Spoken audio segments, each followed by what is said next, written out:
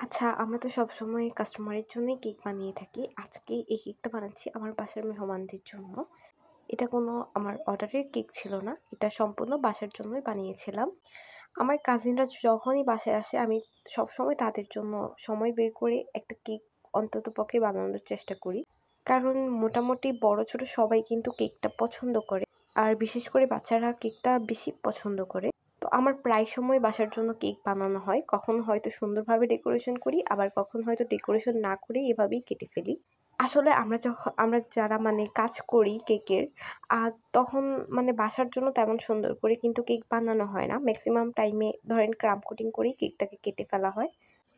আসলে এটা না সবসময় হয়ে ওঠে না। আর বাসার মানুষ যেহেতু মাইন্ড করে না, ওই কারণে অনেক সময় ডেকোরেশন করা হয় না। তো এই কেকটা কিছুটা ওরকমই ছিল। আমি ভাবছিলাম কোনো ডেকোরেশন করব না। জাস্ট এভাবে একটু ফিনিশিং দিয়ে কেকটাকে কেটে ফেলবো। বাট যেহেতু এই কেকটা আমি রোজার মধ্যে বানিয়েছিলাম। তো রোজার মধ্যে সবারই কম বেশি অর্ডার কম থাকে। তো যেহেতু আমার কাজিন আসছিল, তো ওই কারণে আমি কেকটা বানিয়েছিলাম। তো আর যেহেতু ভিডিও একটা হয়ে যাবে, এই কারণে কেকটা ডেকোরেশন করতেছিলাম। না হলে কেকটাকে ওইভাবেই কেটে ফেলতাম, যেহেতু বাসার মানুষ কেউ মাইন্ড করে না। আর আমাদের যেহেতু পার্সোনালি ক্রিমটা তেমন একটা পছন্দ না, এই কারণে আমরা ডেকোরেশনটা সবসময় অনেক সিম্পল রাখারই ট্রাই করি, অথবা ফিনিশিং দিয়েই কেকটা কেটে ফেলি, অথবা ক্রাম কোটের মধ্যে কেকটা কেটে খেয়ে ফেলি। বাট যেহেতু ভিডিও পারপাসে কেকটা মেক করেছি, পরে চিন্তা করলাম যে একটা ভিডিও হয়ে যাবে, ওই কারণে কেকটা ডেকোরেশন করতেছিলাম। তো ভাবতেছিলাম কি ডেকোরেশন করব। এটা ভাবতে ভাবতে একটু ইউনিক কিছু করার ট্রাই করলাম। কারণ সবসময় ঘষা মাজা এক ডিজাইন করতে তো আর ভালো লাগে না। মাঝে মাঝে ইউনিক কিছু ট্রাই করা উচিত। তো মাথায় আর কি যেটা আসতেছিল ওইটাই করতেছিলাম। আর এই কেকটা ছিল 1 পাউন্ড রসমালাই ফ্লেভারের মধ্যে। এইভাবে উপরের আউটকাম দেখে কেউ কি বুঝতেই পারবে এটা রসমালাই কেক? এটা কিন্তু বোঝার কোনো উপায়ই নেই। যাই হোক, এখানে আমি একটা বড় সাইজের রোজ নজেল নিয়েছিলাম আর ওইটা দিয়ে ফ্লাওয়ার করে দিচ্ছিলাম। আমার রোজটা তেমন একটা ভালো হয় না, বাট মোটামুটি চলে। আমি প্র্যাকটিস করতেছি যাতে আমার রোজগুলো সুন্দর হয়। আর এই রোজগুলো রেডি করার জন্য আমি যে নজেলটা ব্যবহার করেছি ওইটার কোনো নাম্বার নাই। আর এই কারণে আমি নাম্বারটা বলতে পারতেছি না। কিন্তু যদি দোকানে যেয়ে আপনারা চিনে ফেলতে পারেন যে বড় সাইজের একটা রোজ নজেল, তাহলে এটা নিতে পারেন। আর এই নজেলটা দিয়ে কিন্তু খুব সুন্দর ফ্লাওয়ার হয়।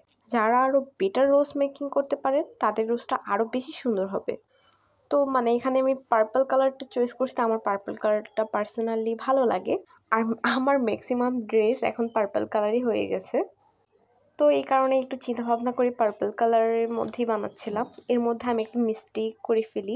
এখানে 3টা রোজ বসানোর পরে আরেকটা রোজ বসাতে চাই, যেটা আমি বসাতে যেয়ে ভুল করতেছিলাম বারবার। আমার হাতে কালারও লেগে গেছে।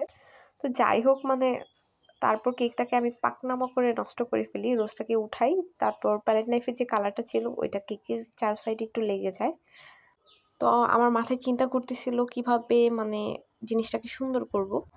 তো একটু ট্রাই করতেছিলাম, নজেল দিয়ে ট্রাই করলাম, দেখলাম যে না, আরও নষ্ট করে ফেলতেছি কেকটা। তারপর ওগুলা উঠিয়ে ফেললাম। তারপর কিছু নন এডিবল বল ছিল ঘরে, কিছু নন এডিবল লিপ ছিল, ওগুলা দিয়ে আমি কেকটাকে যেগুলা নষ্ট করে ফেলছিলাম ওগুলা কাভার করতেছিলাম।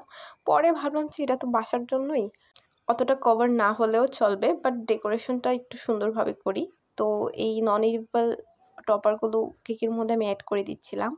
আর কেকের চারপাশে হোয়াইট সুগার বলগুলো ইউজ করেছি। কেকের লাস্ট লুকটা আমার কাছে অনেক বেশি সুন্দর লাগছে।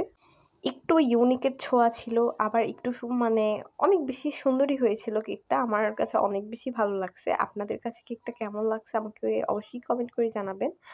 আর এখানে আমি আরও কিছু গোল্ডেন সুগার বলও অ্যাড করছিলাম, কারণ হোয়াইট আর গোল্ডেনের কম্বিনেশনটা অনেক বেশি সুন্দর লাগে।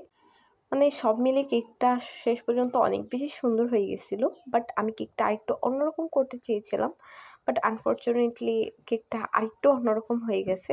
যাই হয়েছে, আমার কাছে সুন্দরই লাগতেছিল। আপনাদের কাছে কেকটা কেমন লেগেছে আমাকে অবশ্যই কমেন্ট করে জানাবেন। আর ভিডিও ভালো লাগলে শেয়ার করে দিবেন।